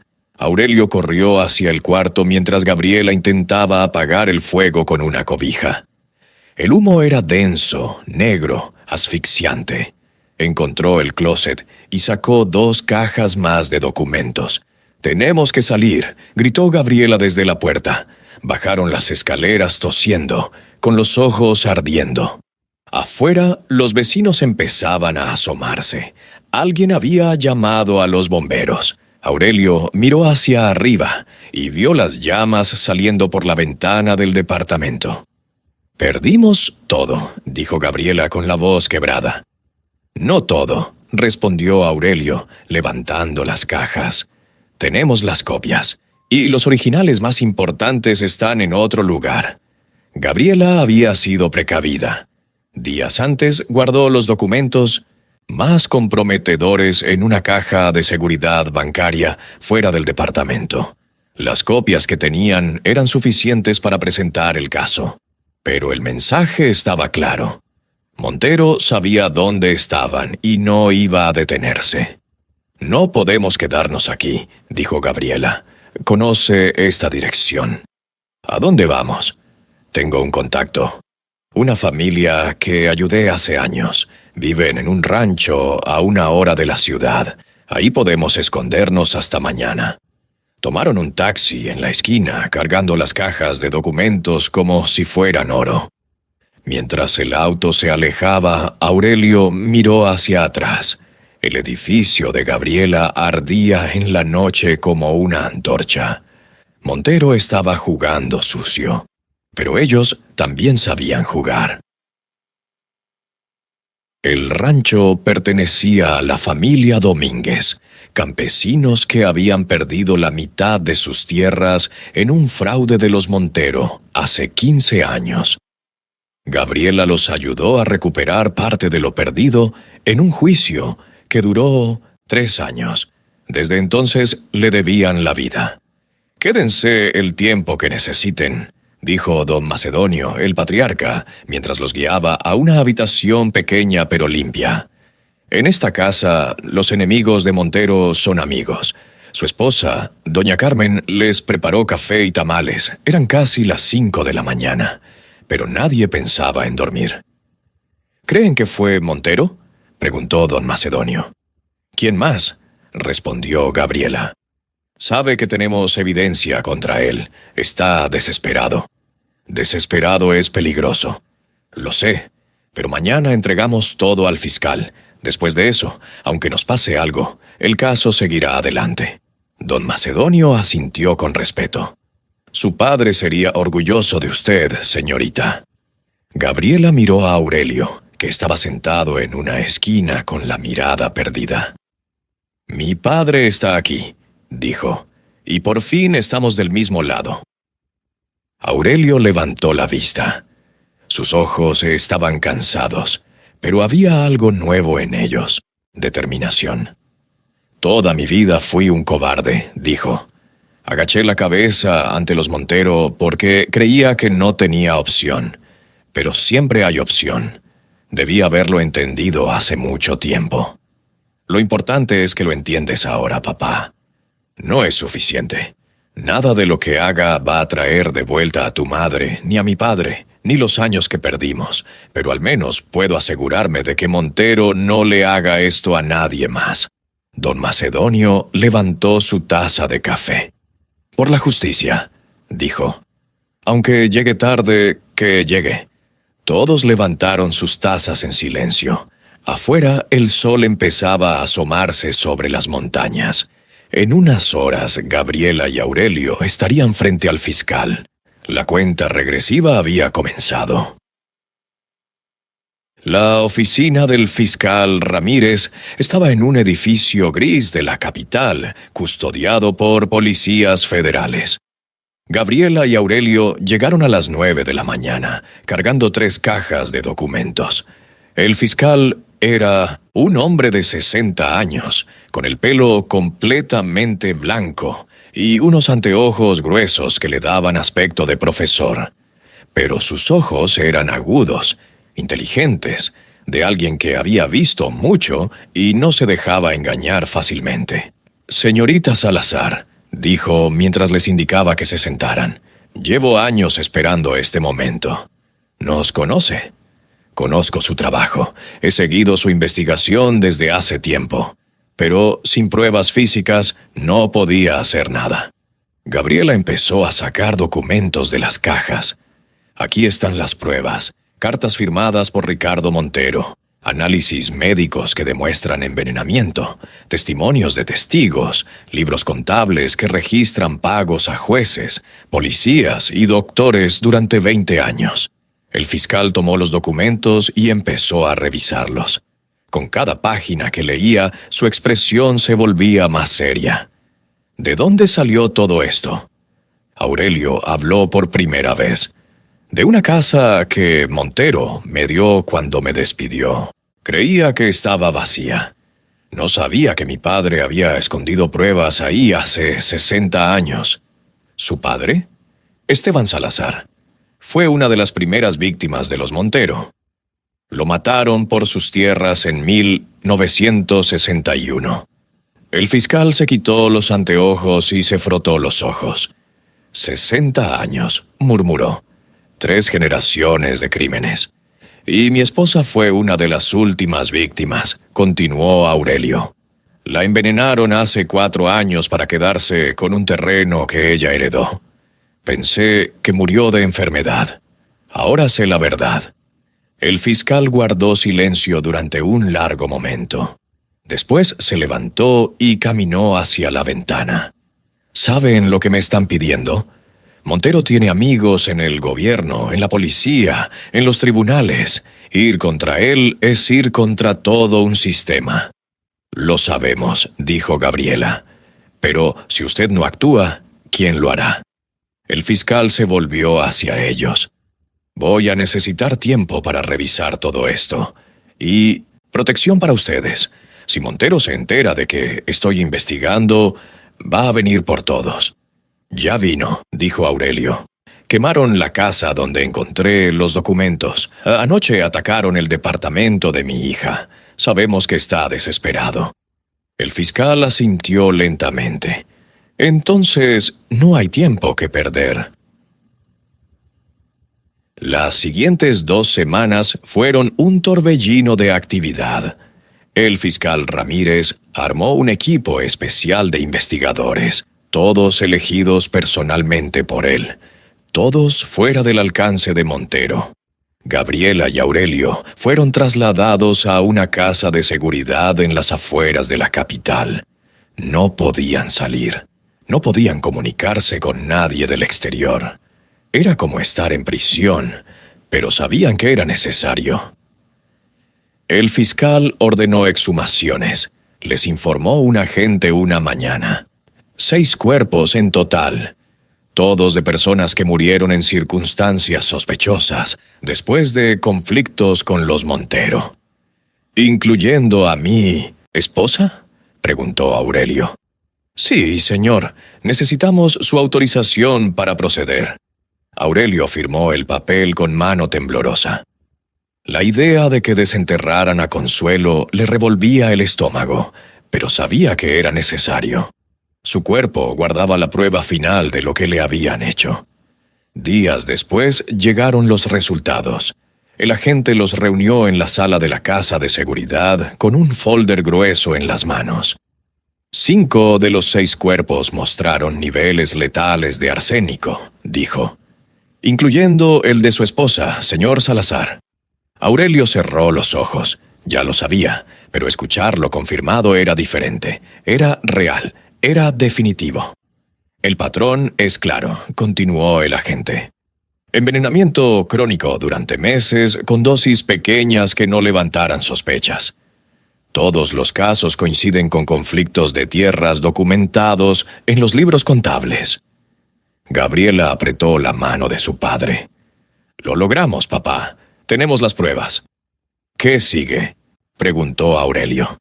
El fiscal está preparando las órdenes de arresto. Montero, Rosendo Villagrán y otros 3 empleados serán detenidos mañana al amanecer. Aurelio asintió. Después de tantos años, tantas mentiras, tanta injusticia, finalmente iba a haber consecuencias. Pero algo en su pecho no lo dejaba celebrar. Sabía que Montero no se iba a rendir sin pelear. La noche antes del arresto, Fermín Aguilar desapareció. El agente que vigilaba su casa reportó que salió a comprar cigarros y nunca volvió. Su esposa llamó a la policía, pero para cuando empezaron a buscarlo ya habían pasado 6 horas. Montero, dijo Gabriela cuando les dieron la noticia. Supo que Fermín nos ayudó. ¿Creen que está muerto?, preguntó Aurelio. El agente no respondió. pero su silencio era elocuente. Gabriela golpeó la mesa con el puño. Teníamos que protegerlo. Debimos traerlo aquí con nosotros. Él no quiso, dijo Aurelio. Dijo que tenía que cuidar a su familia. Y ahora probablemente está muerto por nuestra culpa. El fiscal Ramírez llegó a la casa de seguridad esa misma noche. Su rostro era sombrío. La desaparición de Fermín complica las cosas, dijo. Era nuestro testigo principal. Sin su testimonio, los libros contables son más difíciles de interpretar. ¿Van a cancelar el arresto?, preguntó Gabriela. No, tenemos suficiente evidencia física. Los análisis toxicológicos, los documentos firmados, los testimonios de otras familias. Pero el juicio va a ser más difícil sin Fermín. Aurelio pensó en el hombre pequeño y nervioso que tocó su puerta hace semanas, cargando años de culpa y miedo. Había querido hacer lo correcto y probablemente lo pagó con su vida. ¿Encontraron algo?, preguntó. ¿Algún rastro? Su auto apareció abandonado en una carretera rural a 30 kilómetros del pueblo. Sin sangre, sin señales de lucha. Simplemente desapareció, como tantos otros antes que él. Montero sabe lo que viene, dijo el fiscal. Está limpiando sus rastros. Mañana, cuando lo arrestemos, va a negar todo y va a acusar a Fermín de inventar los libros contables. Pero tenemos los originales de mi padre, dijo Aurelio. Esos no los puede negar. Los originales prueban lo que pasó hace 60 años. Para los crímenes recientes, dependemos de los libros de Fermín. Gabriela se levantó y caminó hacia la ventana. Entonces, tenemos que encontrar a Fermín, vivo o muerto. El arresto de Ricardo Montero ocurrió al amanecer, como estaba planeado. Un convoy de camionetas federales llegó a la hacienda antes de que saliera el sol. Montero estaba desayunando cuando los agentes entraron. Según los reportes, no opuso resistencia. Solo sonrió y dijo: «Esto es un error que van a lamentar». Rosendo Villagrán fue arrestado en su casa, junto con otros 3 empleados, identificados en los libros contables como ejecutores de las órdenes de Montero. La noticia estalló en los medios esa misma mañana. «Empresario detenido por múltiples homicidios», decían los titulares. Las fotografías mostraban a Montero saliendo de su hacienda esposado, con el rostro impasible de quien está acostumbrado a que las cosas se resuelvan a su favor. Gabriela y Aurelio vieron las noticias desde la casa de seguridad.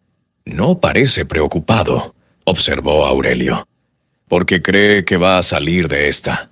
Siempre ha salido de todo. Esta vez es diferente. Espero que tengas razón, papá».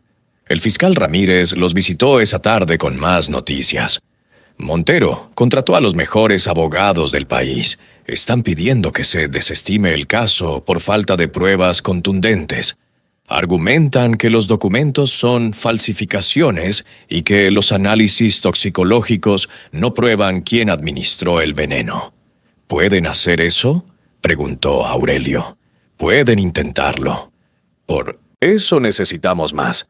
Algo que lo conecte directamente con los crímenes, sin intermediarios. Gabriela pensó un momento. Rosendo, dijo. Él fue la mano derecha de Montero durante 20 años.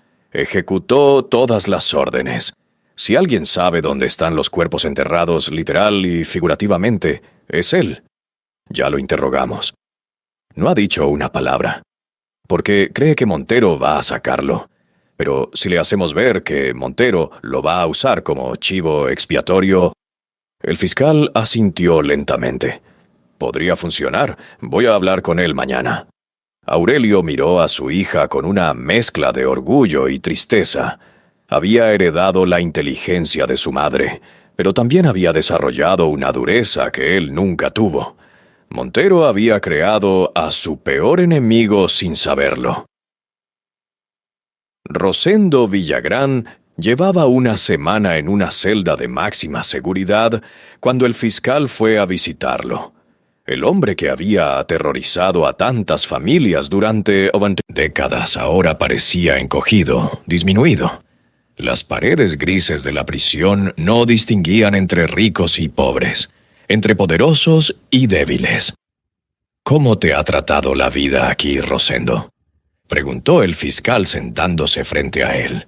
«Usted sabe que esto es temporal. Don Ricardo va a arreglar todo». «¿Eso crees?». El fiscal sacó un folder y lo puso sobre la mesa. «¿Sabes qué contiene esto? Transcripciones de llamadas telefónicas de Montero desde que fue arrestado. Interesante lectura». Rosendo no tocó el folder, pero sus ojos lo traicionaron. En una de esas llamadas, continuó el fiscal, Montero habla con su abogado principal. Le dice, y cito textualmente, «Rosendo actuó por su cuenta. Yo nunca di ninguna orden. Si hay que sacrificar a alguien para salvar el barco, que sea él». Rosendo palideció. «Eso es mentira. Usted está inventando». El fiscal empujó el folder hacia él. «Lee, todo está documentado».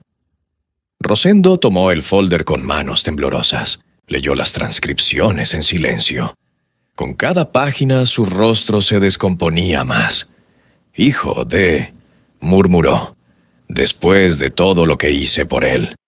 20 años de servicio leal, dijo el fiscal. «Y así te paga. Va a dejarte pudrirte en prisión mientras él sale libre con una multa y una disculpa».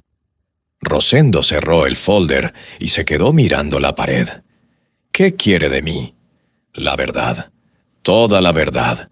¿Quién dio las órdenes? ¿Cómo se ejecutaron? ¿Dónde están las pruebas que Montero escondió? Todo. Si hablo, me matan. Si no hablas, pasas el resto de tu vida en prisión por crímenes que cometiste, siguiendo órdenes de otro. Montero sale libre, y tú cargas con todo». «¿Eso quieres?». Rosendo guardó silencio durante un largo momento. Finalmente, habló. «Quiero protección, para mí y para mi familia. Quiero una reducción de condena. Y quiero que ese maldito pague por todo lo que me hizo hacer». El fiscal asintió. «Tenemos un trato». Y la confesión de Rosendo Villagrán duró 8 horas. Habló de todo. De los campesinos que amenazó para que vendieran sus tierras. De los que no cedieron y tuvieron accidentes. De las canastas de comida que entregaba personalmente en casas donde después morían personas de enfermedades misteriosas. Del doctor Linares y cómo Montero le pagaba para envenenar lentamente a quienes se interponían en su camino. Habló de Esteban Salazar, el padre de Aurelio. «Don Hernán dio la orden personalmente», dijo.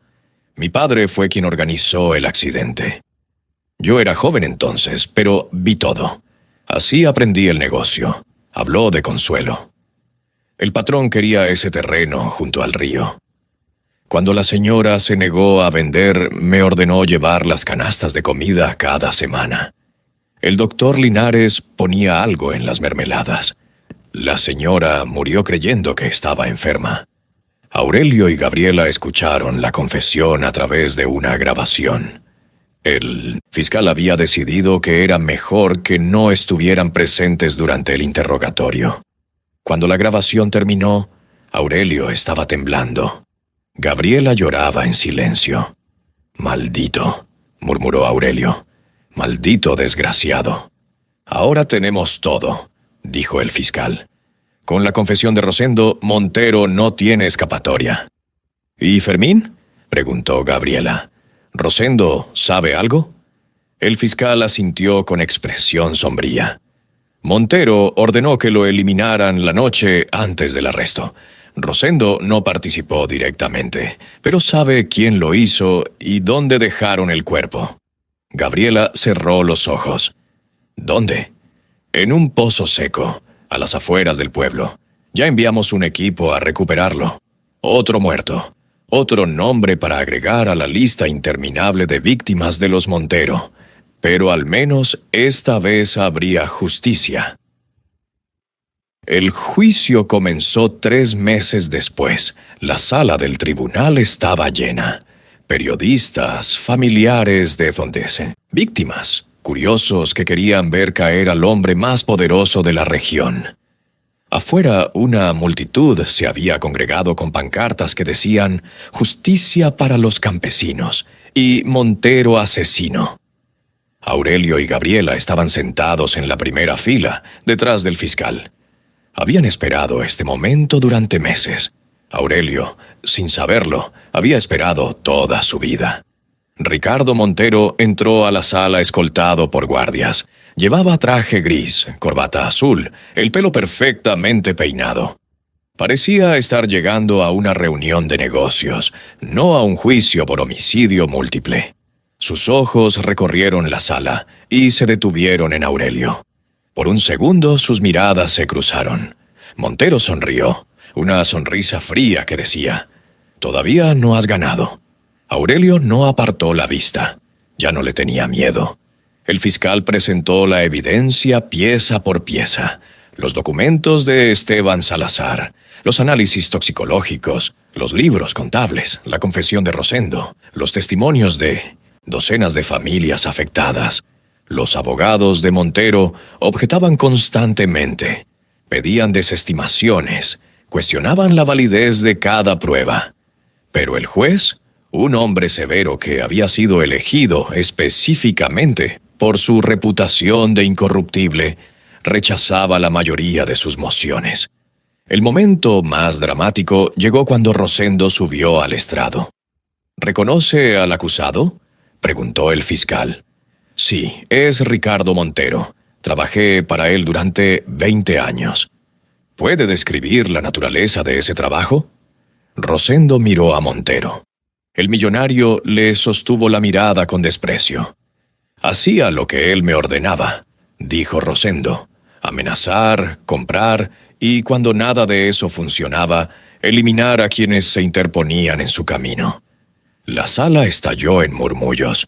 El juez pidió orden. «¿Puede dar ejemplos específicos?». «Puedo dar 20», respondió Rosendo, «con nombres, fechas y métodos», y empezó a hablar. El testimonio de Rosendo duró 3 días. Cada nombre que mencionaba era una herida abierta en las familias presentes. Cada detalle que daba era una confirmación de lo que muchos habían sospechado durante años, pero nunca pudieron probar. Cuando llegó el turno de hablar sobre Consuelo, Aurelio apretó los puños tan fuerte que se clavó las uñas en las palmas.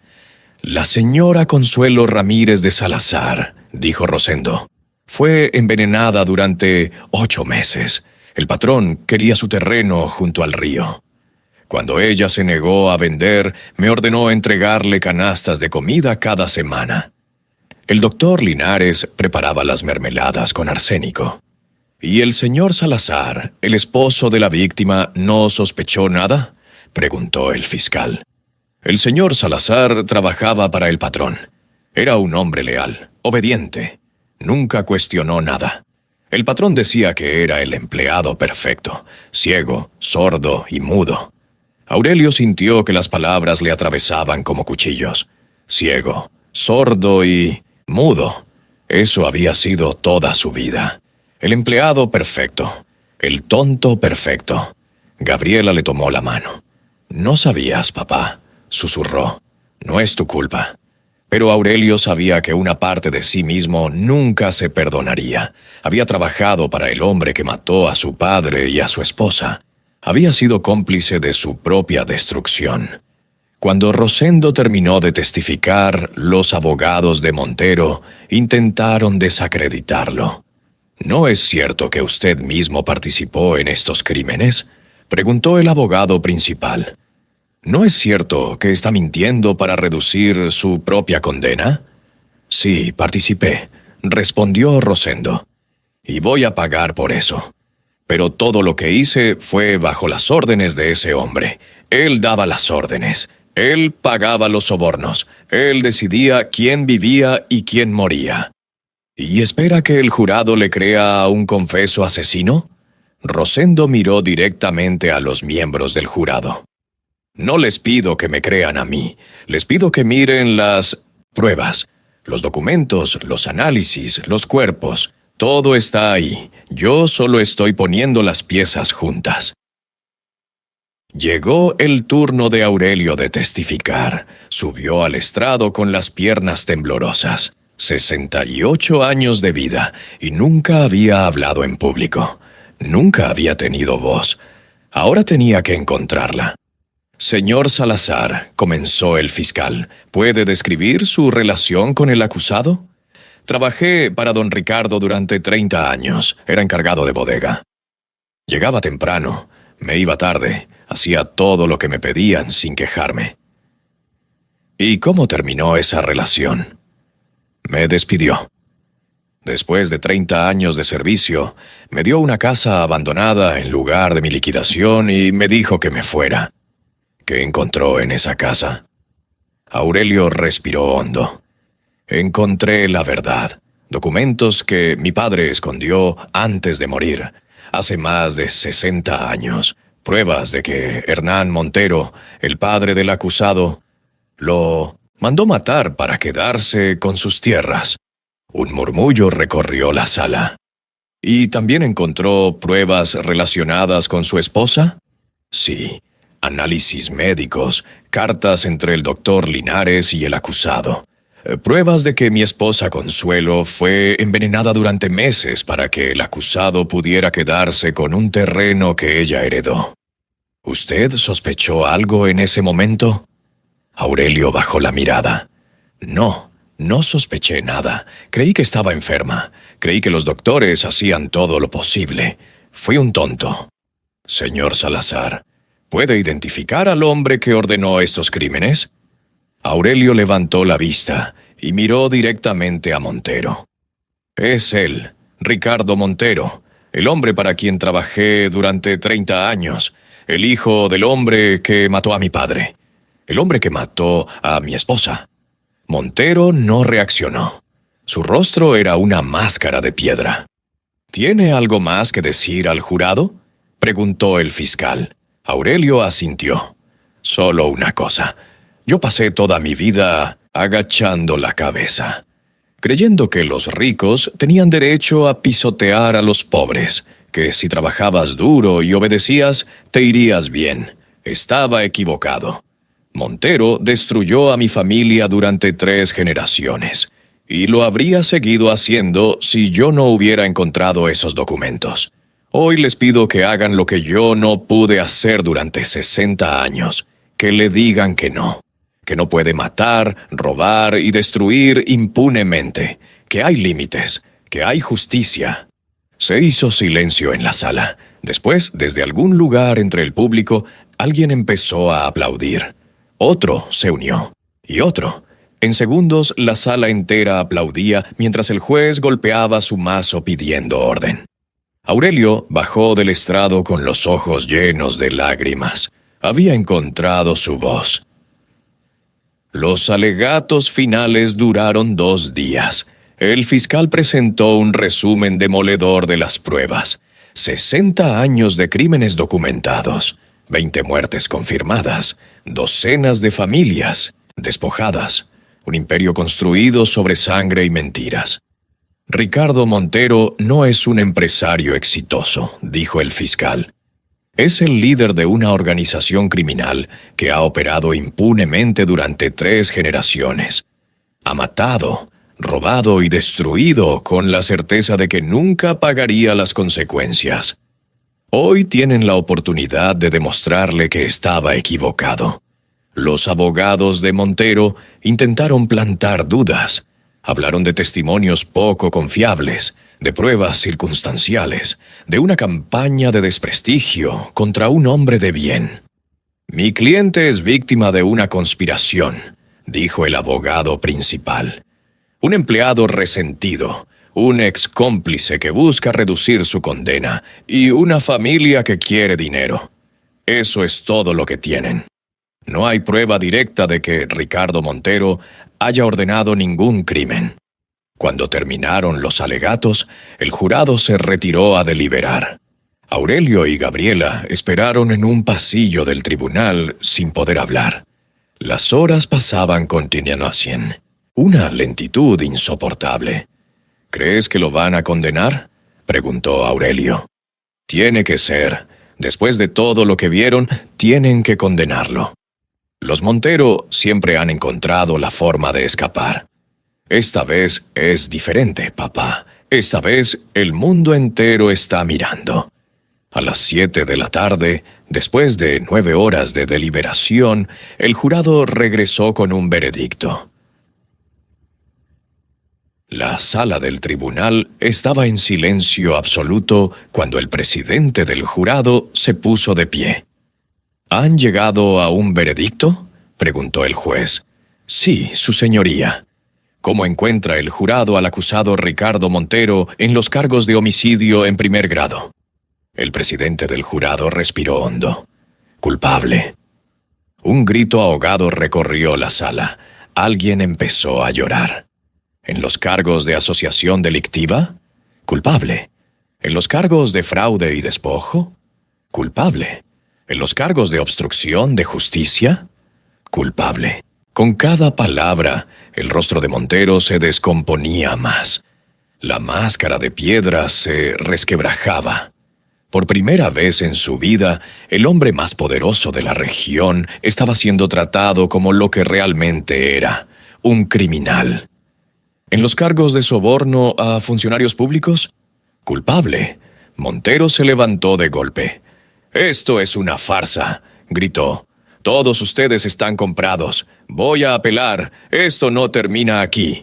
Los guardias lo sujetaron mientras él seguía gritando.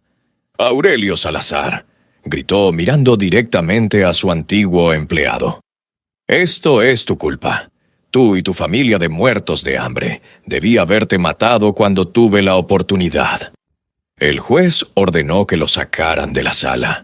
Mientras los guardias arrastraban a Montero hacia la puerta, Aurelio se puso de pie. «Don Ricardo», dijo con voz firme, «usted me dio esa casa creyendo que era basura.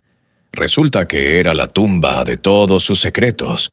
Gracias por el regalo». Montero dejó de gritar. Miró a Aurelio con un odio tan profundo que podía sentirse en el aire. Después los guardias lo sacaron y la puerta se cerró detrás de él. Gabriela abrazó a su padre, mientras a su alrededor las familias de las víctimas lloraban, reían y se abrazaban. Después de 60 años había justicia. La sentencia se dictó una semana después. Ricardo Montero fue condenado a cadena perpetua sin posibilidad de libertad condicional.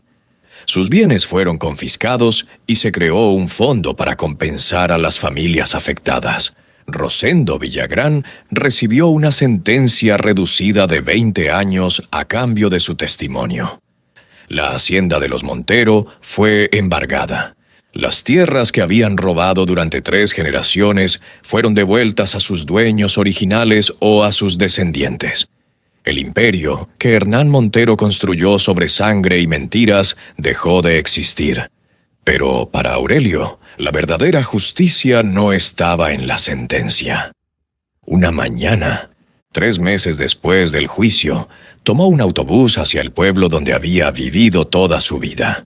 Llevaba flores en las manos y algo más. Una copia del veredicto. Fue primero a la tumba de su padre. Limpió la lápida, puso las flores y se arrodilló junto a la piedra. «Se acabó, papá», dijo. «Por fin se acabó. El hombre que te mató va a morir en prisión. Y todo el mundo sabe la verdad». Después fue a la tumba de Consuelo, que estaba al otro lado del cementerio. Alguien había plantado flores nuevas, probablemente Gabriela, que venía a visitarla cada mes. «Perdóname», le dijo a la lápida. «Perdóname por no ver lo que estaba frente a mis ojos. Perdóname por firmar esos papeles. Perdóname por defender al hombre que te estaba matando». Las lágrimas le corrían por la cara, pero esta vez no eran de rabia. Eran de algo parecido a la paz. «Gabriela está bien», continuó.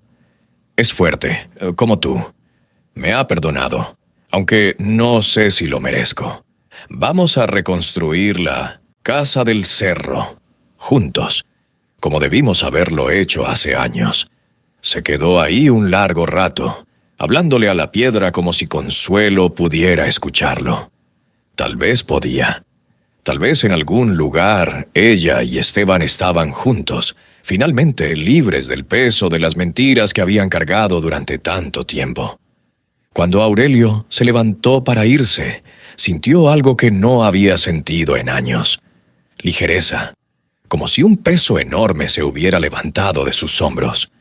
No era felicidad, era algo más profundo. Era el final de una deuda que no sabía que tenía. Un año después del juicio, la Casa del Cerro estaba irreconocible. Aurelio y Gabriela la habían reconstruido juntos, ladrillo por ladrillo, con ayuda de vecinos que durante años habían tenido miedo de hablar y ahora querían contribuir. Las paredes agrietadas fueron reparadas, el techo fue rehecho completamente. Las ventanas tenían vidrios nuevos que dejaban entrar la luz del sol. Sótano, donde todo había comenzado, fue transformado en algo diferente. Ya no era un escondite de secretos ni una tumba de pruebas. Ahora era un pequeño memorial. En la pared principal había una placa de bronce con 2 nombres: Esteban Salazar, 1925-1961. Consuelo Ramírez de Salazar, 1940-2020. Debajo de los nombres, una frase simple: la verdad siempre encuentra su camino. Una tarde de domingo, Aurelio estaba sentado en el portal de la casa, mirando el valle que se extendía bajo el cerro. Las tierras que su padre había cultivado alguna vez, ahora devueltas a las familias a quienes fueron robadas, brillaban verdes bajo el sol. Gabriela salió con 2 tazas de café y se sentó junto a él. ¿En qué piensas, papá? Aurelio tomó un sorbo de café antes de responder. Pienso en todo el tiempo que perdí.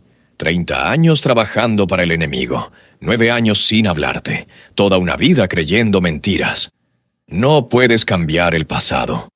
Lo sé, pero a veces me pregunto qué habría pasado si hubiera encontrado esos documentos antes.